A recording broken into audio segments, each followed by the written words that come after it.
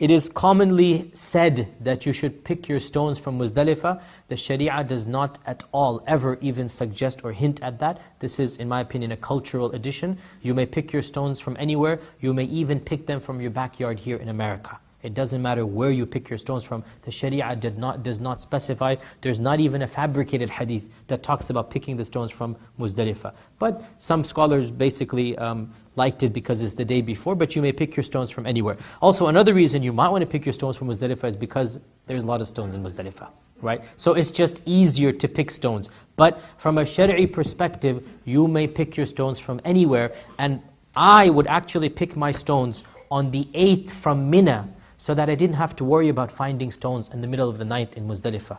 I would personally do this. In Mina, under the tent, you just walk outside and you dig in the ground and you find stones, and then you take them from there. There's no Shari'i reason to pick them from Muzdalifah. I'm getting there right now. That was the exact next word that I was about to say. Another problem that happens is people go a little bit extreme about the stones. Ibn Abbas was picking stones, and like most of us as well, he thought he's going to pick some nice big ones. The Prophet ﷺ said, no, not like this, authentic hadith, no, not like this. Let it be like a chickpea seed. Let it be like a chickpea seed. Basically, the tip of your finger, that big, something like this. Just the tip of your finger, which is 1/8 of an inch or a little bit bigger than that, right? A centimeter, centimeter and a half. One of the biggest exaggerations that happens is, and in fact in one hadith he said, don't go to extremes. Don't go out of bounds here. Don't go to extremes. Just pick something that's reasonable. And by the way, this is a very wise advice, because one of the most common problems in Hajj is stitches that you need because somebody's throwing stones at the back of your head. Somebody thought you're the shaitan, like, pew, like that, okay? No, because the pillar is there, and people are throwing, and they don't know how to throw a ball if their life depended on it. So they throw a stone, and it just hits you smack in the back, right?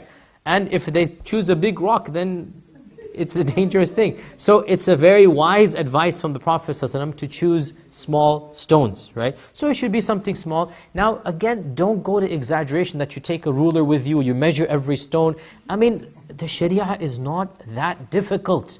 Rough idea, rough, just something like this. You don't have to wash it, you don't have to put it to the sun, you don't have to check for the purity. But one thing, and this I will say, you can't choose cement.